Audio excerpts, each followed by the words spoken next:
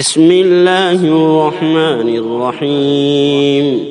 الرحمن علم القرآن، خلق الإنسان علمه البيان. الشمس والقمر بحسبان، والنجم والشجر يسجدان. والسماء رفعها ووضع الميزان، ألا تطغوا في الميزان، وأقيموا الوزن بالقسط ولا تخسروا الميزان. والأرض وضعها للأنام، فيها فاكهة والنخل ذات الأكمام، والحب ذو العصف والريحان. فبأي آلاء ربكما تكذبان؟ خلق الإنسان من صلصال كالفخار، وخلق الجن من مارج من نار. فبأي آلاء ربكما تكذبان؟ رب المشرقين ورب المغربين. فبأي آلاء ربكما تكذبان؟ مرج البحرين يلتقيان، بينهما برزخ لا يبغيان. فبأي آلاء ربكما تكذبان؟ يخرج منهما اللؤلؤ والمرجان. فبأي آلاء ربكما تكذبان؟ وله الجوار المنشآت في البحر كالأعلام. فبأي آلاء ربكما تكذبان؟ كل من عليها فان، ويبقى وجه ربك ذو الجلال والإكرام. فبأي آلاء ربكما تكذبان؟ يسأله من في السماوات والأرض كل يوم هو في شأن. فبأي آلاء ربكما تكذبان؟ سنفرغ لكم أيها الثقلان. فبأي آلاء ربكما تكذبان؟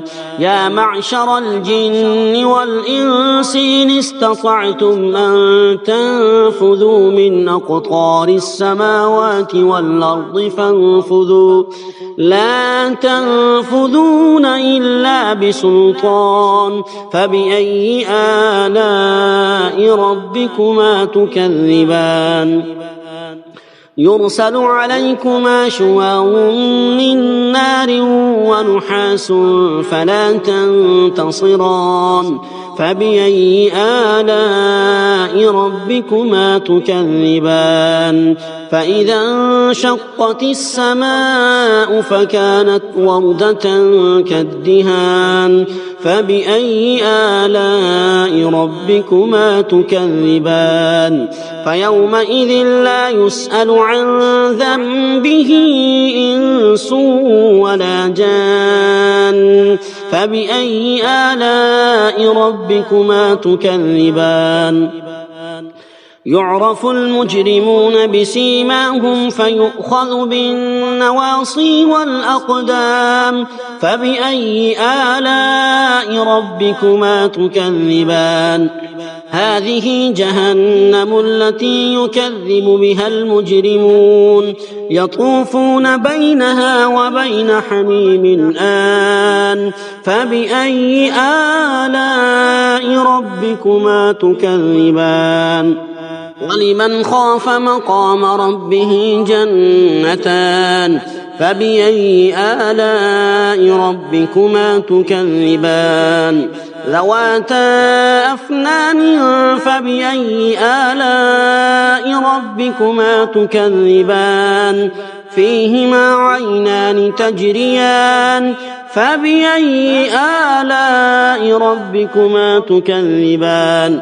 فيهما من كل فاكهة زوجان فبأي آلاء ربكما تكذبان متكئين على فرش بطائنها من استبرق وجنى الجنتين دان فبأي آلاء ربكما تكذبان فيهن قاصرات الطرف لم يطمثهن إنس قبلهم ولا جان فبأي آلاء ربكما تكذبان كأنهن الياقوت والمرجان فبأي آلاء ربكما تكذبان هل جزاء الإحسان إلا الإحسان فبأي آلاء ربكما تكذبان